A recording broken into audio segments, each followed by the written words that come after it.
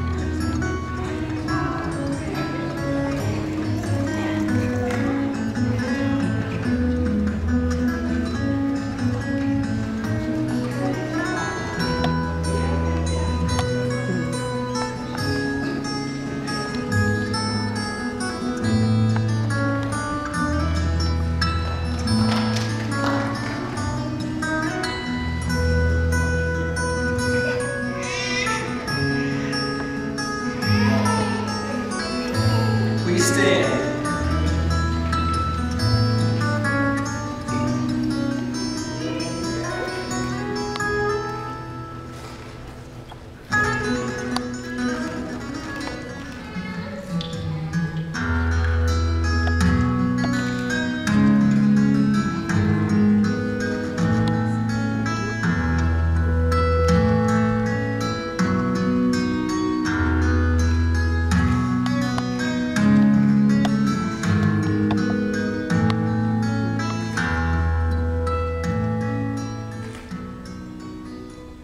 Thank you. You may be seated. On behalf of Ted and Tina and their families, I want to say welcome and thank you for being here. You've all earned a unique spot in their lives, and they are grateful that you've chosen to celebrate with them today. Now, this ceremony obviously is a very defining moment in their lives. Never before have they known another person that deserves the weight of their commitment. Never before have they stood together before God, each other, and all of us, and promised their love and faithfulness until death alone separates them. And that is big. It is big, it is powerful, and it warrants our celebration. So again, thank you for being here. Now, because of the timeline and geography of their relationship, some of you have never seen Ted and Tina together until right now. It's the first time. So if that's the case, I look forward to you knowing them as a couple, because as fun, gracious, caring, loyal, etc. they are as individuals, they are more of all of those things together. Now, Ted and Tina are walking forward in this amazing journey, starting today, that will last their entire lives. And it will be made up of moments of triumph, moments of difficulty, and everything else in between. Ted and Tina will need all of you when those difficult days come. So by inviting you here, they are saying, walk with us through those difficult days as we will walk with you. Come celebrate with us as we will celebrate with you. So with that being said, I have some questions for you, that people that know them best and love them the most. I'll give you a chance to respond here in a second. So my questions are, do you promise to support them in their marriage with your presence, your friendship, and your actions? Do you promise to hold them up so that they might continue to hold on to one another? If you can promise that today, please say, we do. We do. Very well. At this time, we give Tina to be united in marriage with Ted today. Very good.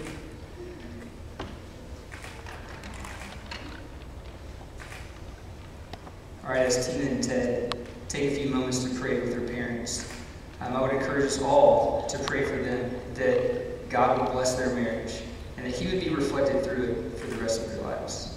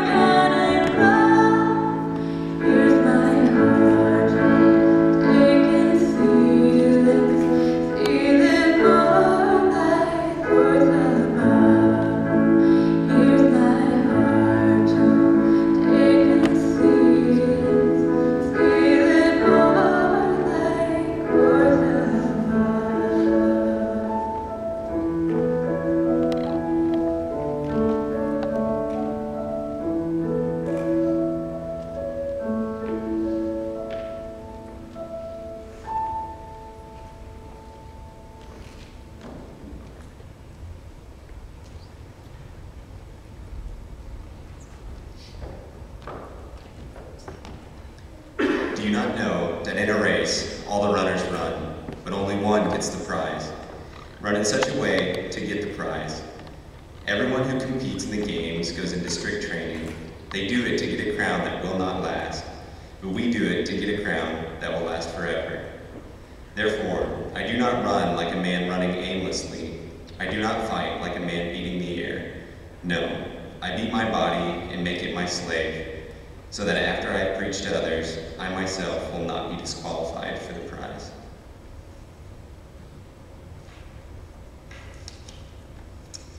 Therefore, since we are surrounded by such a great cloud of witnesses, let us throw off everything that hinders and the sin that so easily entangles, and let us run with perseverance the race marked out for us.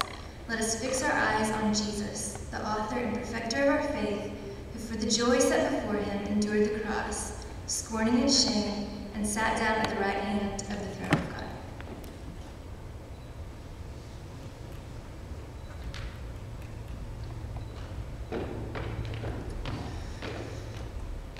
Wow. Ted and Tina. This is great. This is great. Here we are. I know it felt like at times I know there were days where it seemed like time couldn't go by any slower, right? As you're getting stuff going in Swaziland, as you're finishing school, preparing for a wedding, being separated by an ocean, not being able to talk all the time. So welcome. Welcome to this day that has you together in one spot all day, and to this day that is set aside to celebrate you, what our gracious God has done in your lives. It's nothing short of amazing, looking back at your experiences as individuals and as a couple. And just seeing how your relationship seems so orchestrated by God, how his design in you, how his call in your lives has brought you to a place where you have fallen so deeply in love with one another in a way that's rare. And it is worth celebrating.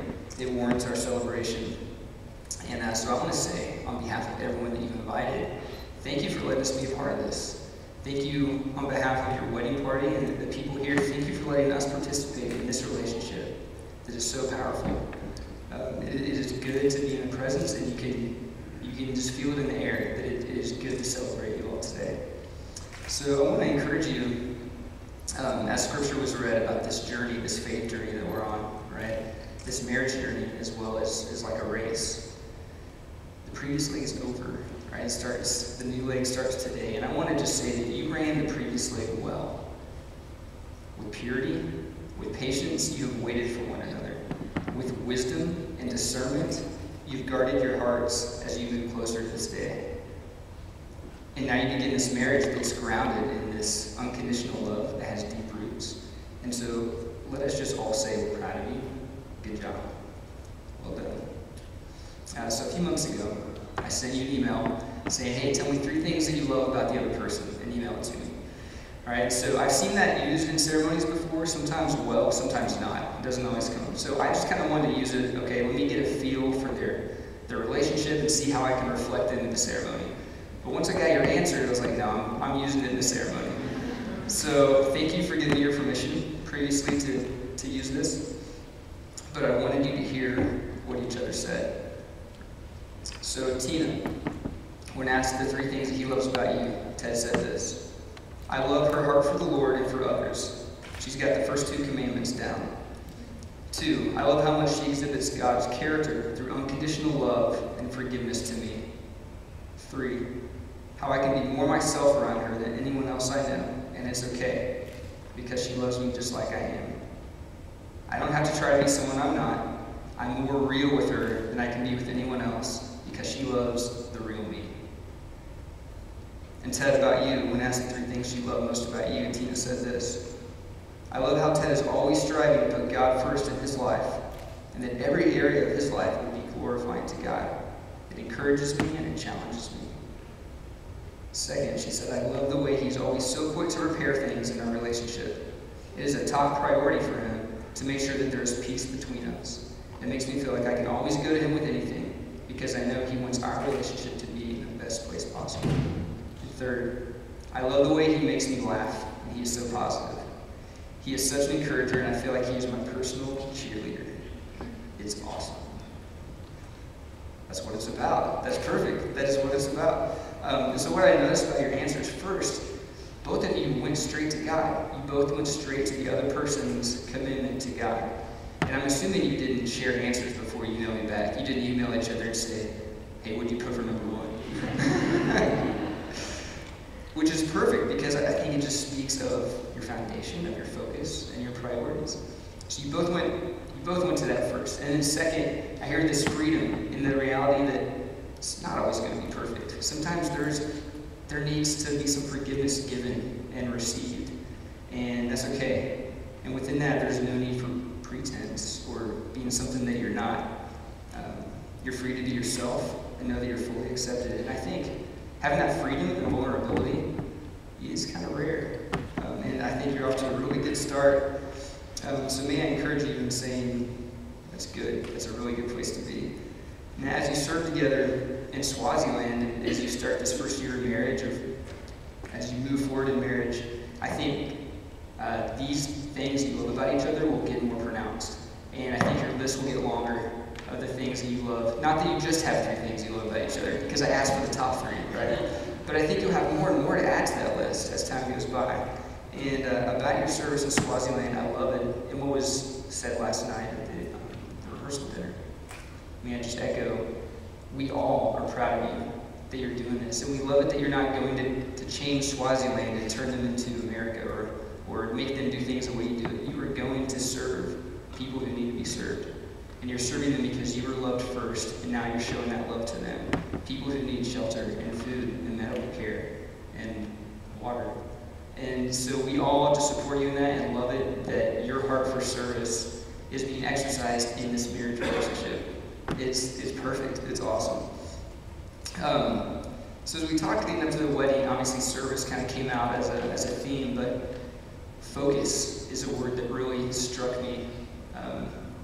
That kind of speaks to your relationship, and I know that it may not be a super romantic wedding word at the surface, but I think it is. I think it is. It speaks of this intentionality, of this drive that you have for one another, to love each other well and to love each other deeply. And it comes from your focus. And so this is what we talked about the other day. As I understand, your focus is this. Your belief in the prime mover of this universe, the creator God, is alive and active in this world. He didn't just create it and walk away. And out of his love for his creation, he has given multiple chances for people to be made right by him, with the ultimate gift of coming to this sin-cursed world and dying the death of a criminal as a pure and blameless sacrifice. You both believe that this God has an active care and interest in your lives and in your relationship, and that his Holy Spirit moves through you and gives you grace, wisdom, and love that you would otherwise be without. With those gifts, you desire to share the joy of your salvation with whomever you can through the way you love them and the way you love each other. Is that fair? Is that a good summation? Good. Because if that's our perspective, it changes the way we love each other. It demands a response. Something so life-changing demands a response. And it changes the way we love each other, and it changes what we look for in each other. And I promise, whatever you look for in this relationship, you will find. If you look for discouragement, sadness, and heartache, you can probably find it. If you look for encouragement, love, and support, you will find it. And an author I like says this about focus. But first, you're very powerful in each other's lives. You have the ability to speak life or death into each other's lives every day. You have the ability to glorify or degrade. It's no pressure, but it's a significant relationship that you guys are in. And it's wonderful to have that kind of power in someone's life and to treat that well and do well by it. An author I like wrote this about focus. We become like the object of our focus. If our focus is on our own needs, we become more needy. If our focus is on the harm others have done to us, we become harmful and angry people. I know, I'm sorry. It's kind of negative.